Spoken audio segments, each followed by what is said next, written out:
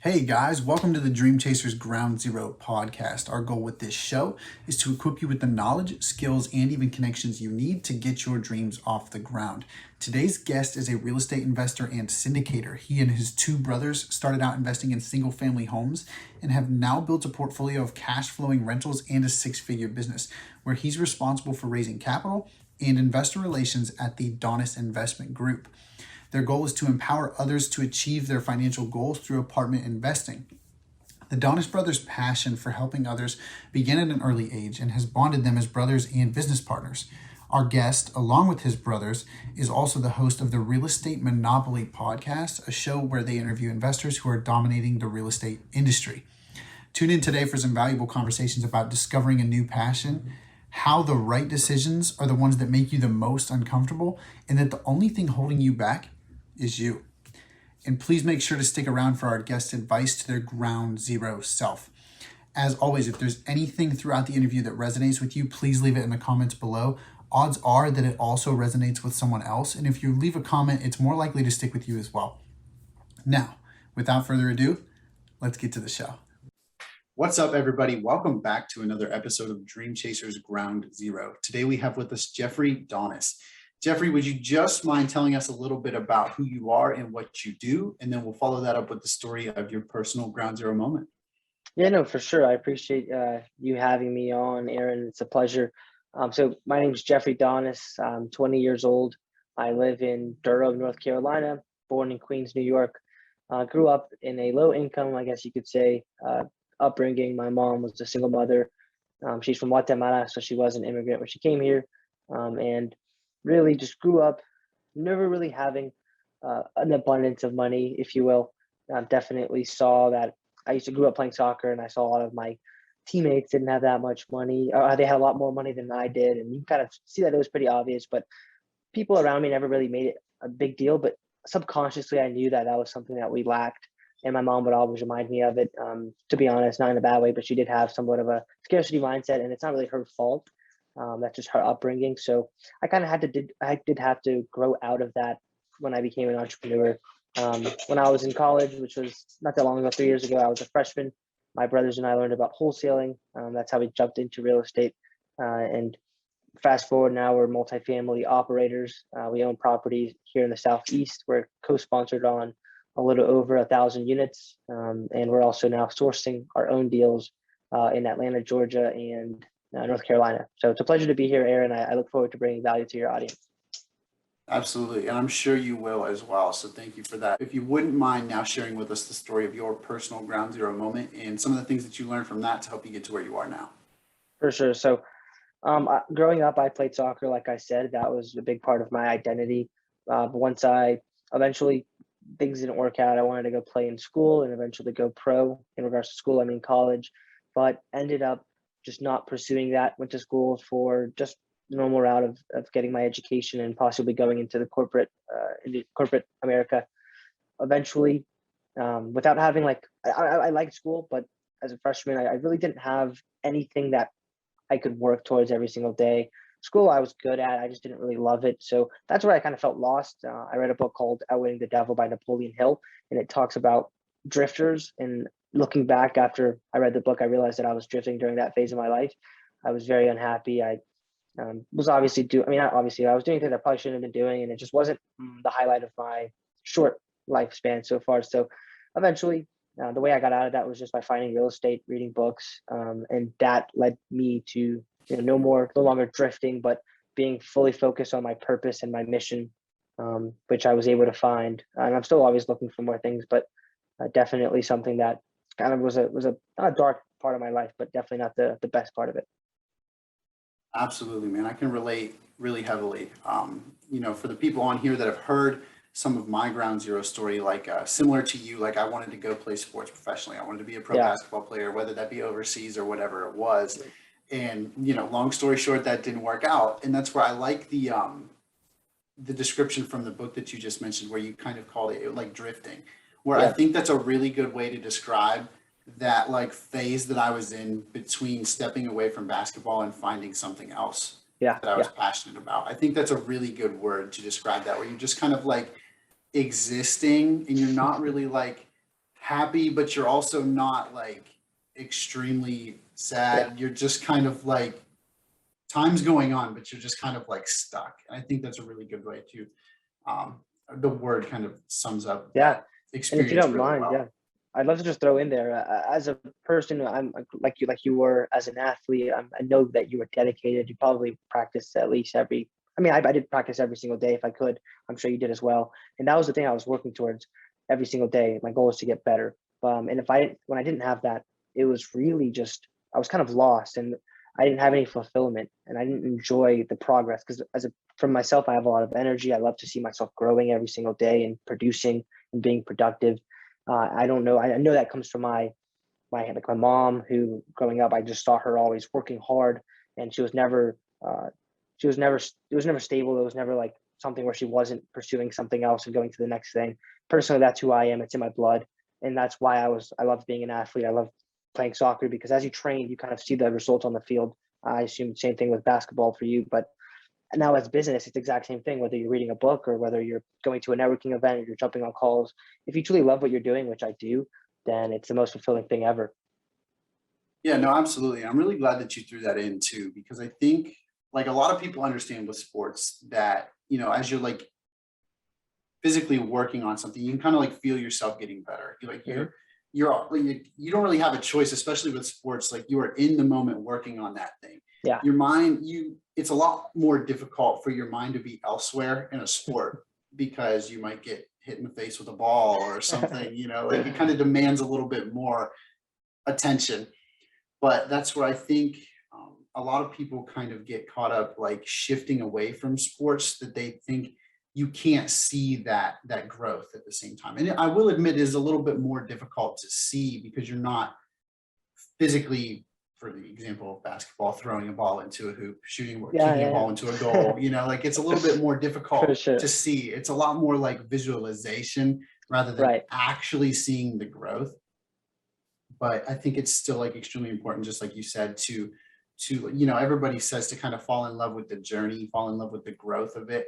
And I think that is a really good place to start here, I suppose. Just touching on stepping away from sports. How are you kind of able to shift your mindset to open Mm, yourself up to the possibility of finding a new passion, but yeah. also learning to love that new passion? Great question. So stepping away from like the soccer aspect of it, obviously this is physically demanding in my opinion. It's just more of a mental thing, which does have an effect on your physical being, right? But over time, in the beginning, like a lot of people think that business, a lot of on the outside in before you actually start your own business or start working, if you're young, you may not understand fully what a business is, but in my opinion, it's like a resemblance of who you are as a person, especially if you're like the CEO and you're running the company, or if it's just a small company and it's just you. The most important thing, and I don't know who said this, but it's a quote that I heard on a short clip, and it said, the biggest investment you can make is the one in yourself, and the most results you can make and the most time that you should be spending is time spent on yourself. So what I do is I have like a morning routine, things that like I work out every single day. I meditate, I do yoga, I do affirmations, and I don't say this in an egotistical way. It's truly me trying to be humble and say that I'm not perfect. I have a lot of work left to do. The reason I do all those things is because I'm aware that I have a lot of work left to do. And as I grow as a person, I can see the result in my business. In the beginning, I was doing certain things in real estate, like wholesaling and single family. And although it was awesome and I was learning a lot, I wasn't fulfilled. I actually didn't enjoy it that much. For whatever reason, I mean, I thought it was transactional, and we can go into why I didn't like it. But now I'm doing, through trial and error, taking action and learning and constantly educating myself. And I'm still doing that. I learned what was more in tune with what I was interested in. And I found multifamily syndication, which is now the thing that really is something that I really love to do. And what I do, cool thing is I get to work with my two brothers, who one are my best friends. I love spending time with them. We have the same mission, same sense of humor, and things like that. So it makes it fun, right? But also, we get to focus on what we're good at and what we actually enjoy doing. So I don't do what I don't like to do, and I get to focus on my strengths, which is talking to people. And I love saying things so it seems so vague, but that's I mean it's a simple thing, but typically the simplest things are the hardest to actually implement, right? So I just literally I'm talking to people all day, whether that's investors, other co-sponsors, partners, um, you name it. I mean, I'm just on calls all day, but I love to do that. And versus my brothers, they may not like to do that as much. So that's why I'm able to apply, and I get to get fulfillment from it because I'm focusing on my strengths and the things that bring me happiness. Absolutely, man. I really love the level of transparency that you bring to that too. You're very clear that, I'm not there yet, but I'm working to get there. I'm working to get better every single day. So I as well as my brothers, us as our business can reach that goal that we have out in the future. I just love that, you're very clear about like we're working on it. Like we're Mhm. physically doing things every day to reach that goal, but we're not acting like we're Mm, there yet. So mhm. not to say you're not crushing things already, but No, no, for sure. Yeah. And I think that's a beautiful thing, man. Is like, one, I don't think like, if you, do you know, what's the guy that he was in the Grammys? Oh, Matthew McConaughey. Do you know that is? In one of his Grammy speeches, he was saying on his acceptance speech, he said, "The man of my dreams is me every 10 years, in 10 years, and I'm always chasing that person. I'm always looking up to that person." And honestly, that's one of like the things that I try to implement in my life. I honestly don't ever want to stop doing what obviously I'm going to change and things, but I don't ever want to get to the point where I reach my dream version of myself, because then I'm not growing. And there's a saying that says, if you're not growing, you're dying. And I completely agree with it. So same thing with your business. I think like some people personally as an entrepreneur, and I'm sure for you, you can relate. Um, if you're doing what you love, then you can relate to like it's like breathing for someone else. Working in your business is like that for an entrepreneur. Like you love to do it. And when people say, why do you work so much? I don't even call it work. Like I love to do it. Obviously, sometimes I want to take the day off or something, but like I wouldn't do it as much if I didn't actually enjoy it. So the result is what really keeps me going. And I loved it. No, 100%, man. And just kind of touching back on one of the things that you mentioned here, kind of going back into your story a little bit. I know the first time that you and I connected, we kind of talked a little bit about your transition from school into entrepreneurship. And I kind of want to piggyback. Well, we'll just start there. I have one to Yeah, yeah. follow up with that, but we'll just start Mhm. with there. Just kind of tell us a little bit about that transition, what it was like, kind of making that decision to step away from school and kind of jump into your own venture. Yeah, for sure. So I was a freshman, 6 months in to my freshman year when I was learning about real estate. I'll go through the story quickly. So we went to Guatemala for the first time, which is where my mom is from originally.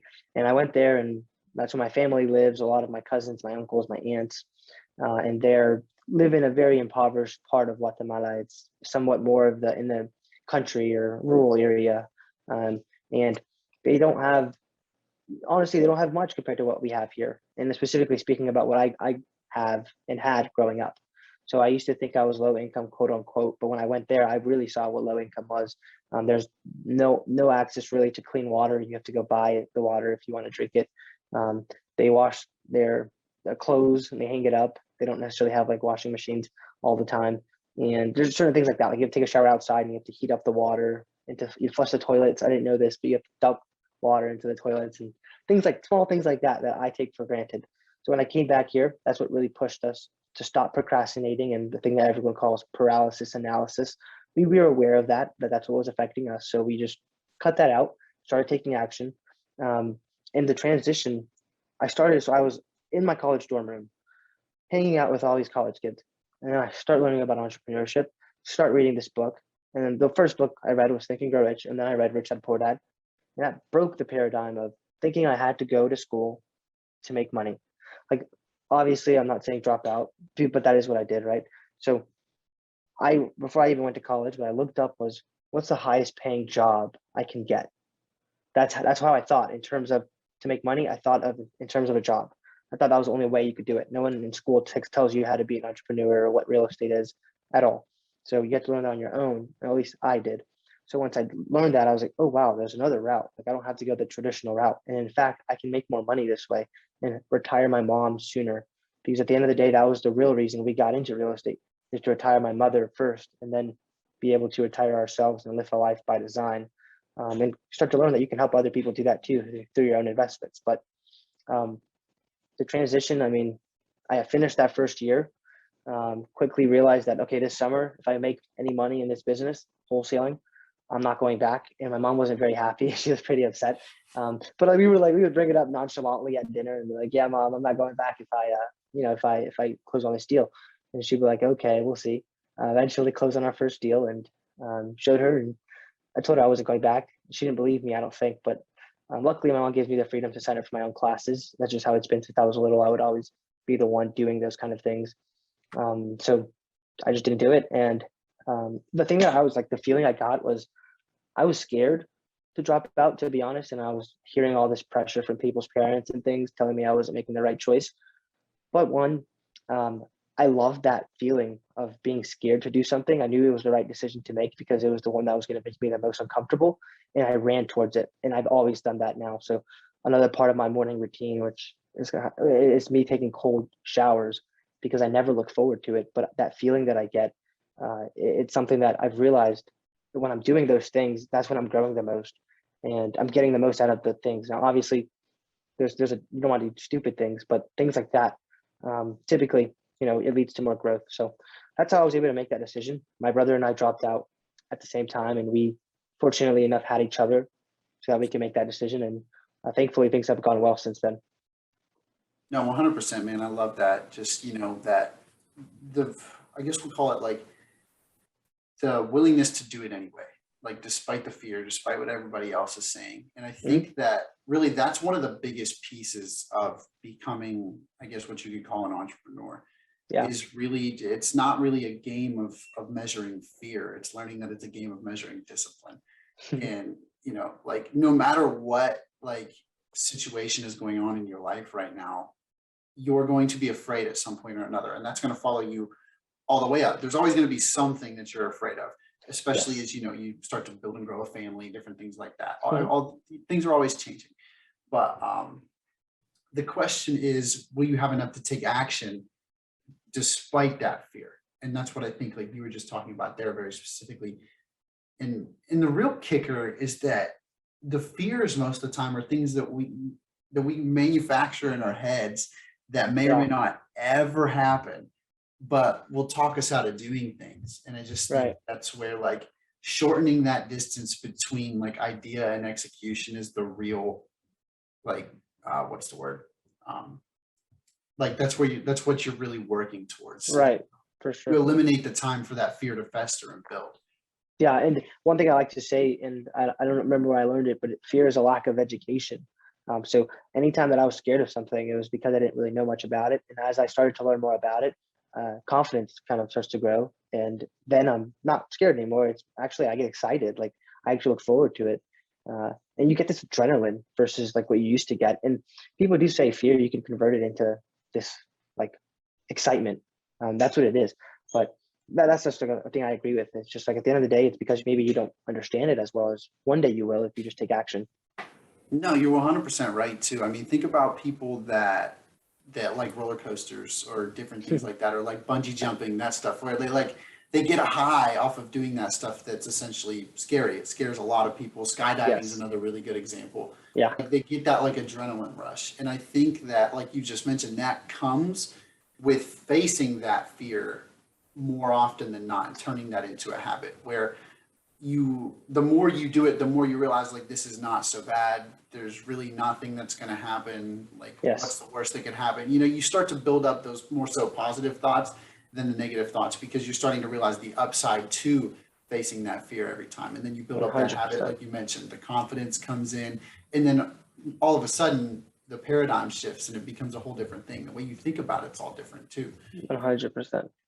Yeah. And it's crazy because, I mean, like 2 years ago, me even being on this podcast, really, I used to get like very scared to do things like this, but now I've done it so many times at this point that it's just me being myself, right? Like, that's what it is now. But back then it was something very different. So just taking action at the end of the day is the biggest thing I can say. And then there's so many other things that I've been able to realize so far, but yeah, I'll just stop there before I go on a crazy tangent. No problem, man. I think that's a really good point too. Just what would you say to somebody out there right now that may be, in their first year of college or may just be in the college world, may have just graduated school, just kind of somebody that maybe right now is drifting, like we talked about. Yeah.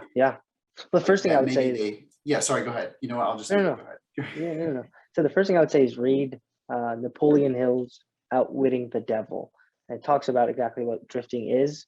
The difference between the two, he calls it like the devil or infinite intelligence or God, whatever you want to call it.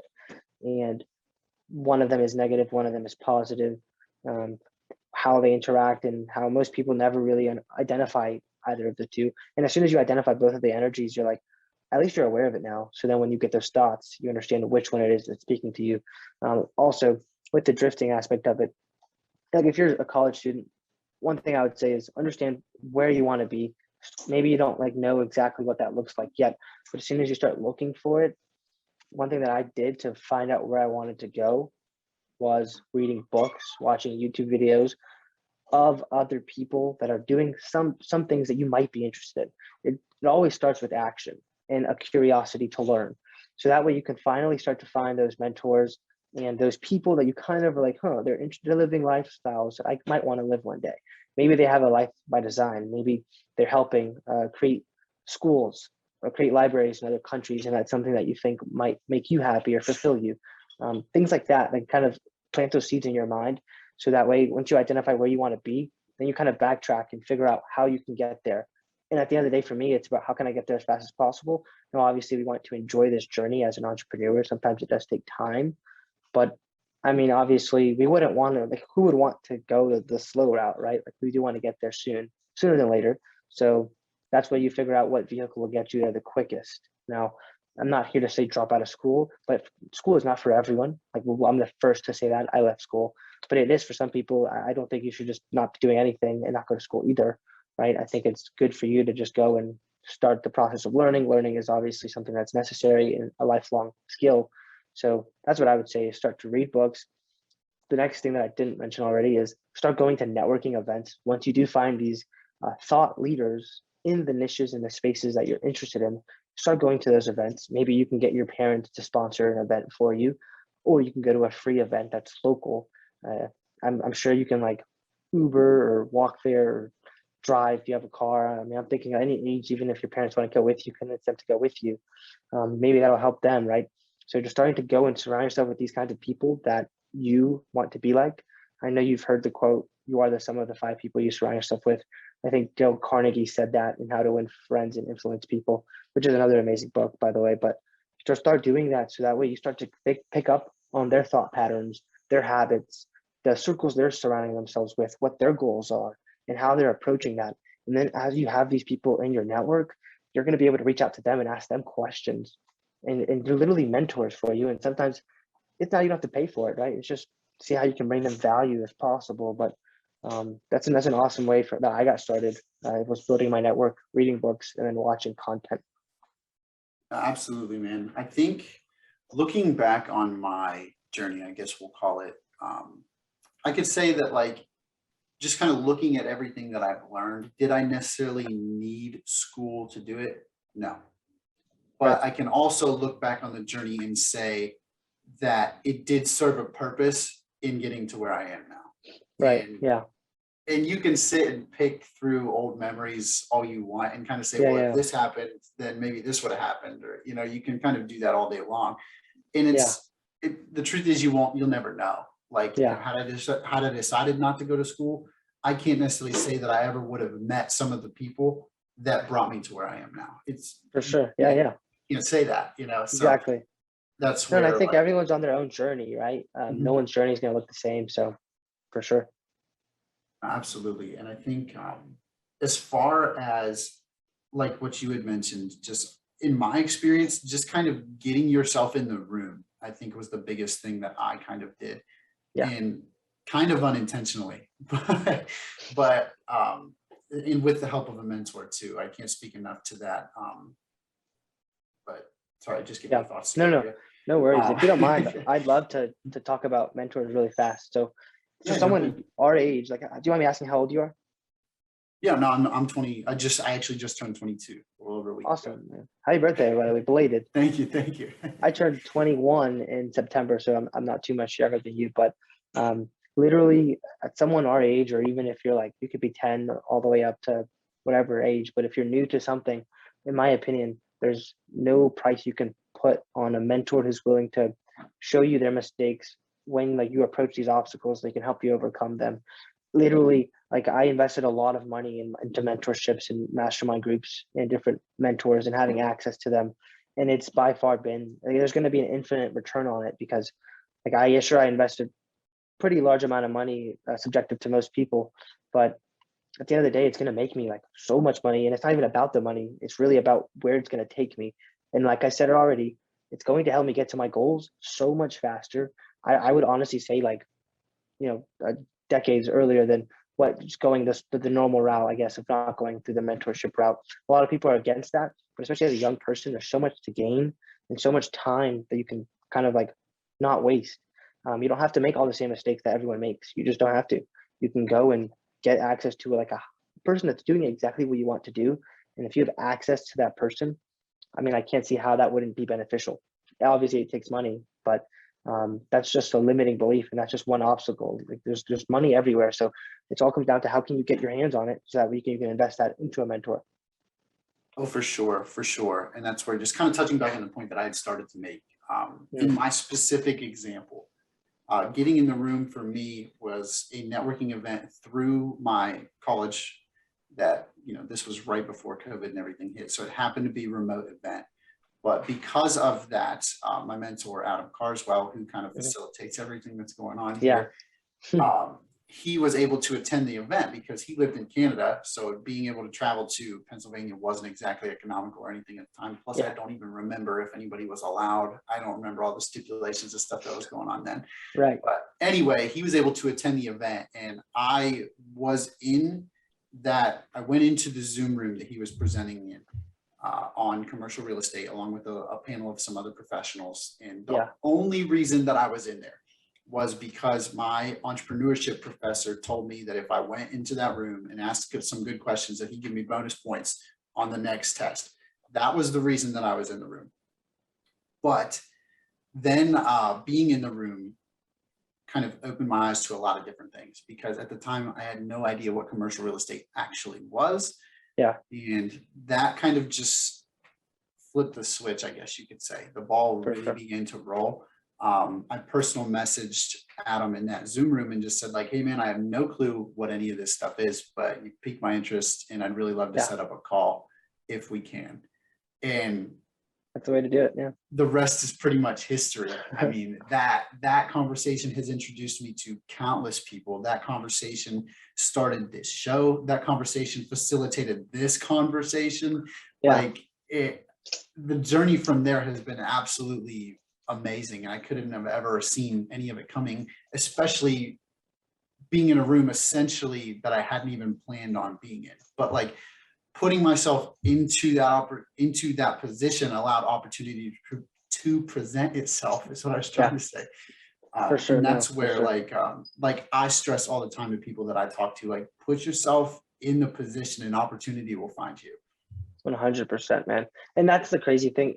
Like I listened to 10X, which is a book by Grant Cardone. I actually listen to that book like all the time, just because it always reminds me of certain principles that I like to live by. But one thing that reminds me of it is what you just said was like luck is something that people think is just kind of random, but it's based on massive action. Like the more you work towards something, the more good luck you'll have. It's not a coincidence that people have good luck.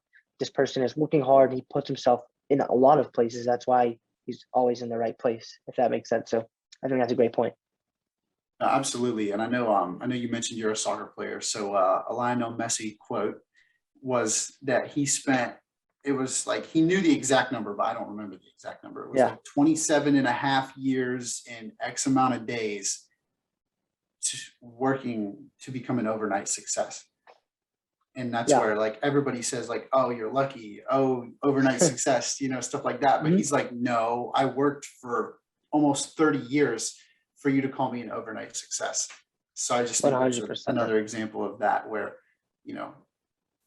things can catch on really quickly, but if you're not ready for that opportunity, it also poses a separate issue. Yeah. And it's just like a thing that hit me, man. I think a lot of people that are our age right now is the time to go, and I'm reading a book called The Alchemist. Have you heard of that? I think you told me about it, but other than that, I don't think I've heard about it. Honestly, I've never, maybe I did, but I just like started reading it or listening to it 2 days ago. It talks about like the journey of like a shepherd, or he's like a shepherd. Okay. Anyway, it just goes about the life of like a young boy.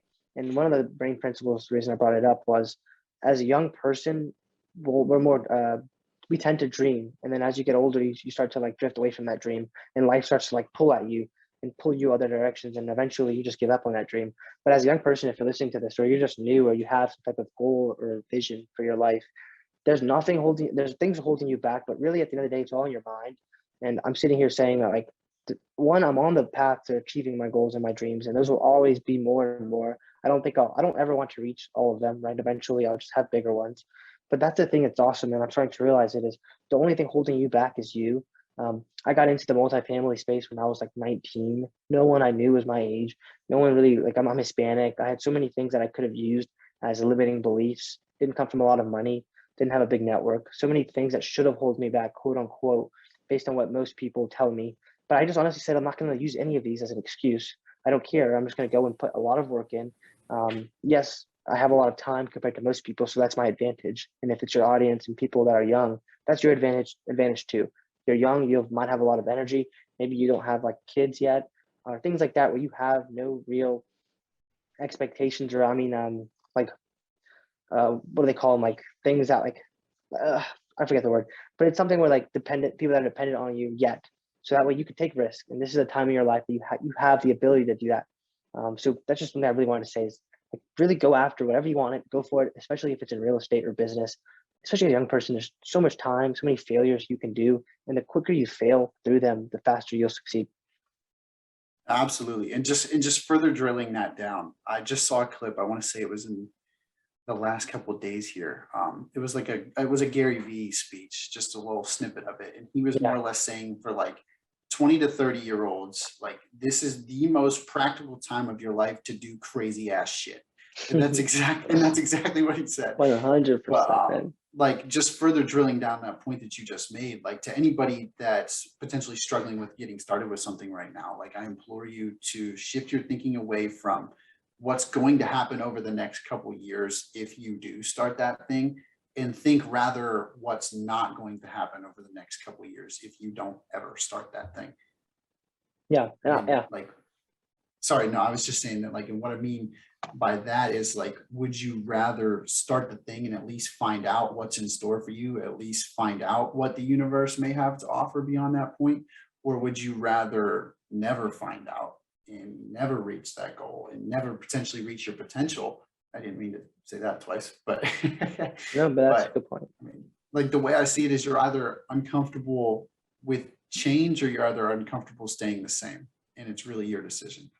100%. And at the end of the day, like I said, I think it's fear that holds anyone back, right? I mean, I can see like it's either a limiting belief or fear, and both are in your mind, which is it's a good and a bad thing. I think it's bad, obviously, because it's holding you back, but it's a good thing because that means that it's coming from you. Therefore, you have the ability to change it. And it's that simple. I mean, honestly, I can sit here and say I've overcome lots of limiting beliefs, and I still have more to overcome. And I've overcome a lot of fears, and I try to do that every single day. Hence why I take cold showers, because I mean, I never want to get into it. Honestly, I'm like, today it's gonna be colder than yesterday. That's always my fear. You know what I mean? Like, I don't like getting into them, but I just jump right in. And once you're in it, it's just that's the thing I do every day when I get on a call. I'm getting on a call with a big, private equity company or something like that, firm, or a partner that has a big track record of more experience than I do, and I can get those jitters and I get scared, and I'm like, oh, I know all my stuff. Do I know like my numbers right? Like, if there's something I don't know, they're gonna ask me a question that I don't know the answer to. I'm like, you know what? F it. Half the time, they don't even ask me any question I don't know, because they may not just ask that question, that one thing that I'm not 100% on. They don't ask me. Like, it's just things like that you kind of just are your own enemy. And as you can start to learn how to overcome those things, there's honestly nothing holding you back but you. And it's awesome. And quickly, one way that I'm able to like learn how to do a lot of these things is I surround myself with killers, like people that are killing it in what the things that I want to do. Now, obviously, it's hard to find that one person that's killing it in all aspects of their lives, right? Or whatever. But if you could find like different people for different things that you want to achieve in life, then go and surround yourself with those people for those purposes. And it's just, you're going to see these people are just like you in a lot of ways. So if they can do it, you can too. You just have to learn from them. Yeah, absolutely. Just adding to that, I think, like, one, that's a really great point. And just for somebody who's potentially still thinking, like, how do I necessarily do that? Yeah. That essentially is the power of networking. And where I'll put that in here is that I think a lot of people kind of confuse what networking actually kind of is and can do. Where a lot of Right. people think it's like, yeah, it's just me getting in a room with a bunch of people making small talk just so like I can say that I met you and whatever. But like at the same time, Right. if you come into those interactions with intention to connect with that person and truly like get something out of that interaction, the power is limitless. Yep. And why I say that is because you really already know as many people as you need to know to get in the room with that person that could be that killer like we just spoke of. Hmm. Because everybody knows somebody and then somebody knows somebody else. And what I kind of mean 100%. by that is like, even if I today just decided that I want to pursue some sort of career in real estate, somebody that I know knows somebody that's in real estate. And then 100%. whether I want to niche down in that somewhere further, then odds are either I get to meet that person that's in real estate and they know somebody else. I would I would assume they know somebody else in real estate. But either Yeah. way, the point is that everybody knows somebody and then they know somebody else. So like that's where the power of networking is, that Mm. like you have, like I was reading a book last night. The one that I'm in currently is called From Paycheck to Purpose by Ken Coleman. Awesome. And what he was talking about is the average person, if you sit them down and you ask them like, how many people do you know that you could essentially like make a list of right now, that like of your like acquaintances or whatever you want to call it. And he says the average number is roughly like 200. So if your average person knows 200 people and each of those people knows 200 people, how many people do you now have access to Is essentially? that like, what is that I like? don't know the That's like math. It's a lot exponential. of, Yeah, that's a lot of people. but Yeah. that's where like that networking aspect comes in, because like I got connected to Adam in my specific example. I mean, and he has introduced me to so many people. And then I've been able to get further referrals from those people and then from those people. And like it just grows and it grows. And all of a sudden you're just casting this huge net. And like once you get into a certain industry, like what I really like about like the real estate industry and things that like I've now met you through, and lots of other entrepreneurs and things as well, is just this kind of general willingness to help each other succeed. And like I Hmm. don't know if that exists everywhere, because I know there's like still a healthy competition and things like that.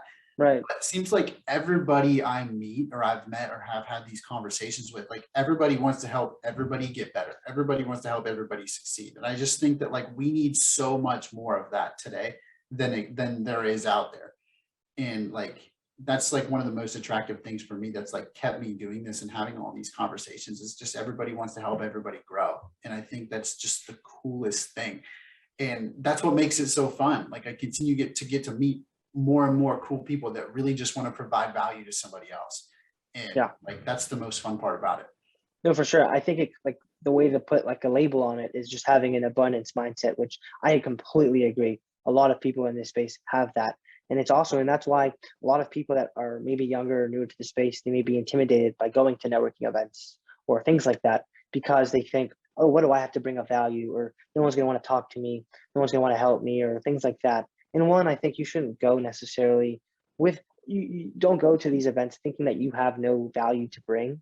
um, Obviously, there's people that might have more experience than you if you're new, but there's always value that you can bring. I mean, like one example is if you're good at Instagram or you're really good at TikTok or something like that. So many people in this space need help with that, and it's something that literally I didn't even know was a need in this space, but it is. So that's some small thing that a lot of people our age are really good at just naturally, because we're spending all day on our TikTok. You know what I mean? And you're like, oh, I know the trends, I know the algorithm and things like that that are really small. And even if you don't know it, imagine how long would it take you to really pick up on that? Like maybe a few weeks of just dedication, right? But in regards to going to these networking events, like you can just go and show up and try to bring value, but at the same time, being genuine, being intentional with what you're looking to get out of it, doing that, there's something about the universe and the way that it brings those things to you, as long as you're taking massive action. um, there's nothing that can go wrong. I mean, what's the worst thing that could happen? Obviously there's some crazy things that could happen, but like, that could happen any day, any time, right? So there's just something where having irrational fears, I think, are what most people are held back by. Yeah, 100%. And I mean, personally, I haven't been able to make it to a big in-person Right. networking event yet, but I have been to, numerous virtual ones. Yeah. I mean, and it's just really crazy. Like, what I've come to realize is like, don't, like you kind of just mentioned, like, don't psych yourself out of the opportunity because, like, believe it or not, there's somebody else in that room that's there to meet somebody just like you. Hmm. Like, whether they're looking for somebody young and hungry or whatever that thing may be, whatever your skill set may be, there's somebody in that room looking for that. Now, I'm not necessarily saying now your job is to go in and talk to every single person there because that's not the right way to go about it. Yeah. It's not practical. You're not going to remember everybody. Like, it's not, Right. it's not the way it works. But what I'm saying is that, like, despite the fact that you're like, what do I have to offer? You do have something to offer, even if it's just energy, even if it's just focus, if it's just Yeah. attention, or just the willingness to pay attention to somebody and Yeah. learn. Like, Mhm. believe it or not, that's scarce anymore. Just actually being willing to pay attention and learn from somebody and do something the way that you're told. And Exactly. Yeah, yeah, and a lot of these people in the space, like as a young, real estate investor in the industry, so many people are looking and they're like excited and happy to help people that are young, because they wish they would have started at a young age. And also, like we already spoke about, a lot of these people have an abundance mindset, and it's almost like a pay it forward thing. Like they understand the way the universe works. The more you give, the more you get. So if there's an opportunity for them to help, I mean, I've never. It's like almost I can't even think of a time where someone hasn't been willing to help if I asked for it. So, and obviously I'm not going out asking every single person for like things, because then therefore I'm just asking and not really giving, right? So typically you want to try to make it like a mutually beneficial thing. But at the end of the day, if there's a way that you can bring value, then do that. But don't be afraid to ask for help either. And don't be intimidated by these people because they are looking to help. yeah, absolutely. I mean, one of the, I guess you could say, like, plays from my book that I always use was I would essentially offer free work. I'd essentially say, like, what can I do in exchange for 15 to 30 minutes of your time? What can I do for this? What can I do for that? And that's Yeah. where, like, my initial connection with Adam turned into an internship where I was helping him out with a few different things behind the scenes on his show. I was Yeah. helping him out with a few different things. And that then became the supplemental knowledge that I used to start this one. And that's where, like, especially if that's the industry that you want to get into, any opportunity to learn is golden. Just get your foot in the door, 100%. start somewhere. And then, even if it's not, even if it's just for a couple weeks, or if it's just shadowing somebody or something like that, just kind of like, what's the word? Observing how something goes down. Like, you don't even necessarily have to get a piece of a deal or anything like that, but it's just kind of Right. in that room and being able to see how it works and learn how the interactions are made. You learn more than you even realize, and then you'll be able to, one, reapply that when it's your turn, but also use that to connect with more people even further down the road or learn something else. Yeah, no, 100%. And I think like if I could give anyone one tip and one takeaway is look for a mentor. Like that's the thing that helped me the most in every aspect. And honestly, a lot of these times you don't even need to pay for a mentor. Like I'm people that aren't watching this. I don't know if this is like a video that will be released, but there's books behind me, and I've read all of these books. And all these people I view as my mentor. They're authors that have been accomplished, and they're all. I'm pretty sure they all invest in real estate. I don't know if Ray Dalio invests in real estate. I'm sure he does, but like I look up to them for what they've accomplished, and I don't know them personally, and hopefully I will one day, right? But the goal is to just take their content, take their knowledge, take their wisdom, and apply that to your own life. And you don't have to get that by having to pay for it. Now you're just gonna have to give up your time and invest that into the content that they already produce, whether that's through their books. Maybe you do have to pay for that, but their content on like podcasts, they've been on podcast interviews, they have YouTube videos. I'm sure you can find ebooks online, things like that. They're priceless. Honestly, that's exactly what started the path and the journey for my brothers and I. That started the path for so many entrepreneurs is by being so hungry that you're just going to put massive action every single day. And that's the one thing I think that people underestimate. And I recommend a book called 10X by Grant Cardone, is you underestimate the amount of work that it takes. Because at the end of the day, I compare what we do now in my business. I operate like a D1 athlete, where I literally wake up earlier than I did when I was an athlete. I wanted to go D1. I work harder than I did when I was wanting to be a D1 athlete, right? I'm applying that mindset. And that's why I think I've been able to get to this point in my journey, just by actually being so hungry that I want it as badly as I do. and it comes naturally and easily because I mean it's fun, but at the end of the day, it doesn't take away from how much work we put in, you know. So there's the balance, obviously, but at the end of the day, I think that's a great book to learn more about kind of the mindset you need to have.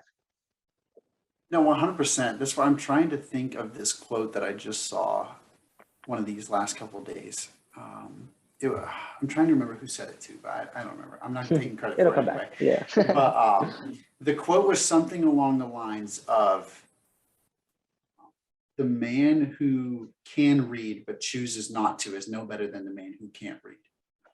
And that's where, like you were just mentioning, like it's that taking action piece of it. Like if you have these skills and you choose to do nothing with them, you're no better than somebody who doesn't have those skills. And that's where, like, you know, whether you choose to recognize it or not, like you do have marketable skills right now that you can offer to somebody. Yeah. Like even like you just mentioned, if you understand TikTok slightly better than a current real estate investor does, then you are valuable to them. Trust me. Even if you don't understand it, like you can literally go learn that in 2-3 weeks. Literally, it would not. I mean, how long did it take you to learn how to put together a clip? You know, I mean, come on. Like, as long as that's what I'm saying, there's no excuses, and this is the hardest part is taking self accountability and being holding yourself accountable for your own life. Like, there's no way that you're going to be a victim and succeed, in my opinion, in this life and get to the point where, you know, you are living the life that perhaps you envision for yourself. You have to take accountability for it, which is it's like a gift and a curse when you do that, because that means that when the bad things happen, it's your fault. But it also means that when the great things happen, maybe you believe in your God, and I do, and I credit that to them. But at the end of the day, it does feel good when you accomplish something good. And that's why it's awesome, because you are in control. So that's the biggest thing I can say as well, is take control of your life, because even doesn't matter how old you are, even if you're like 17 or 18 and you're my age or anything like that, no more listening to your parents, your teachers, none of that. It's your life. So wherever you want to go, it's your job to get yourself there. No, 100%, man. And I think that, you know, say we're talking about somebody who really did, like, say we got them to decide they're going to start. Somebody's like, okay, you know what, I'm going to do it. So now once they have, you know, I just saw a recent post this morning that was a guy, he was talking about this study that he did on like other successful people and what motivated them. He was talking about how each and every one of them was focused not on themselves, but on perfecting a craft. And the examples he gave was like Ellen DeGeneres, Michael Jordan, you know, if you like, and then some. Yeah. But like every single one of them like had a craft, whether that was like acting, singing, sports, etc. And every time one of them felt what he called like an ounce of complacence, they put an obstacle didn't want to do. Where like this kind of makes me think of your cold showers example now, actually. Right. But like every time that they felt they weren't necessarily getting better, they do something that challenges them. And that's, I mean, when you think about it, like that's why they're the best. They don't let anyone, they don't give anyone else room to catch up. They're constantly searching for ways to improve. But that's where I wanted to ask you now, for say somebody who's just now decided, like, you know what, I'm going to start, but like I don't know what this looks like. I'm a little bit worried I'm not going to be able to stick with it. Like, what is your advice to them to stay motivated on the goal and keep that vision at heart? Right. There's a few things that I do personally that I can recommend. So one is having daily habits. Now I can go into that if you want, but I'll just kind of explain that it's about having Grant Cardone says something, and I keep referring to him because I'm listening to his book right now, and that's the person that reminds me. He actually said this in his book. Things that you do every day are the things that are worth doing. Sorry, the things that you don't do every day are probably not worth doing, and the things that you do every day are probably worth you doing, which is why it's so important to build daily habits.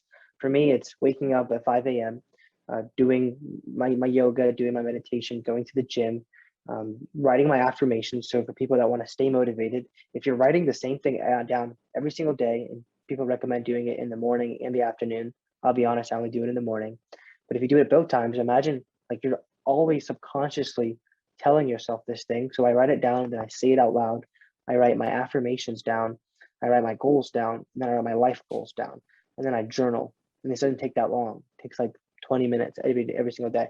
And you just do that every single day subconsciously. You're literally like, that's just you. After 2 years of doing that, that's all becomes subconsciously who I am. So like that's my default mode, right? And you can write whatever you want down, and I shoot really high. So like I'm subconsciously becoming the person that I want to be, if that makes sense. So that's what keeps you motivated, because you're always reminding yourself of that. Now, your daily habits, one, I think motivation is a little overrated. I think it comes down to discipline, as I'm sure you know.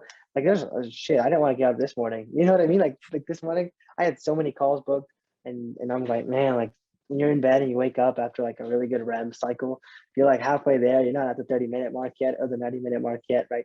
You don't want to get out of bed. But the thing that gets me up is the discipline. It's like just understanding that like I do this every single day. So now I don't have to even like there's no negotiation. And Kobe Bryant said this, and so did Will Smith. He doesn't negotiate with himself. He'll just make the decision. Like that becomes a habit. So you start building these habits of making these decisions that are hard or used to be hard. Now it's like you don't think about it. You just do it automatically. The last thing I can say is surrounding yourself with amazing people. Easier said than done. But at the end of the day, it comes down to what you're listening to. So if you're listening to like rap music that puts all these negative things into your mind, which I'm sometimes guilty of, I won't lie, or you're listening to like Robert Kiyosaki or people that are opportunistic and looking to grow their businesses and grow their lives and improve their lives and help people, that can be who you're surrounding yourself with. And it could also come down to stop hanging out with people that perhaps don't have the best habits and maybe kind of pull you into doing things that negatively impact your life and pull you away from your ultimate purpose, and surrounding yourself with people that are on track to reach their purpose and maybe can help you reach yours as well. So all those things, having that like having that clan and that tribe that you're like doing life with, that is priceless. I mean, you go every single day and you attack the day. It almost feels like with my brothers, it feels like I have this cult of people that are so driven. Like we try to build rock solid habits that we honestly try to, it's sometimes we'll go on vacation and that's when we break them sometimes, I'll be honest. But other than that, it's like 95% of the time, we're always doing the same thing every day. And we do kind of diversify on the weekends a little bit just to not keep it dry. But doing that with people is something that like really, you can't really put a price on. That's what's going to keep you disciplined, because doing it by yourself is awesome. But when you're doing it with people, it just makes it so much more likely that you'll succeed. No, 100%, man. And I think that's a really great point as well. And I'm really glad that, I think you worded it perfectly. So, to anybody out there that might be thinking about it, like he laid out the blueprint, just go get it done. But just kind of winding things down here, I want to say thank you so much for being here and being willing to come onto the show and share your For sure. perspective, ideas, your experiences so far. One last question that I always like to ask the guests is if you could go back in time and have a conversation with yourself during that ground zero moment that we spoke of at the beginning of the episode, what do you think you would tell yourself in that conversation?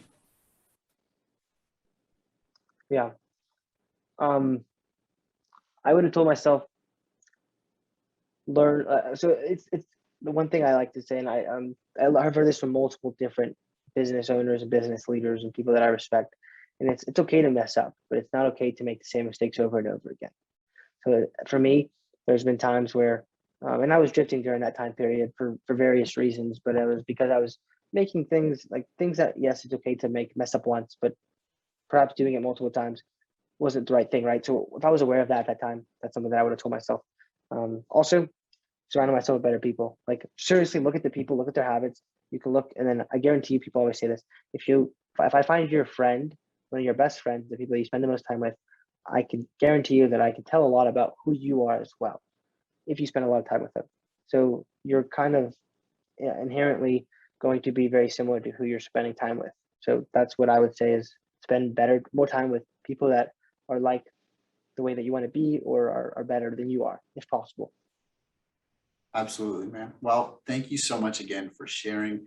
Before we go, could we just get the best place for anybody interested to follow up and get in contact with you? For sure. I'm on LinkedIn and Instagram at Jeffrey Donis. You can follow all of my brothers and I at our social media handle at Donis. That's spelled Donis, D as in dog, Brothers. That's Donis Brothers on TikTok, LinkedIn, Facebook, YouTube. You can check out our podcast at The Real Estate Monopoly. We have a playbook for anyone that's interested in learning about the mistakes that passive investors make. It's at www.donisinvestmentgroup.com/playbook. And then check out our website. It's just that handle, www.donisinvestmentgroup.com. Amazing. Well, thank you so much again, Jeffrey, for being willing to come on and share with us. To everybody who's tuned in here today, please follow up and get in touch with them. He's a great guy, always willing to help. That's one of the things that's always stuck out to me from the very first time that we met, just the level of transparency and how much he's just wants to help. So seriously, anybody who's interested, hit him up, follow up, reach out, get to know him if you get the opportunity. But always remember, this is ground zero and there's nowhere to go from here but up. Thanks, guys. Thank you guys so much for tuning in today. If you found value in any part of today's message and haven't already, please like and subscribe. For more episodes just like this one, click the link that will appear at the bottom of the screen in just a few moments. I really want to be providing as much valuable as possible for you guys, so please respectfully leave any questions or suggestions in the comments below, or feel free to leave a comment or shoot me a DM on Instagram or LinkedIn. I look forward to hearing from you guys. Until next time, there's nowhere to go from here but up.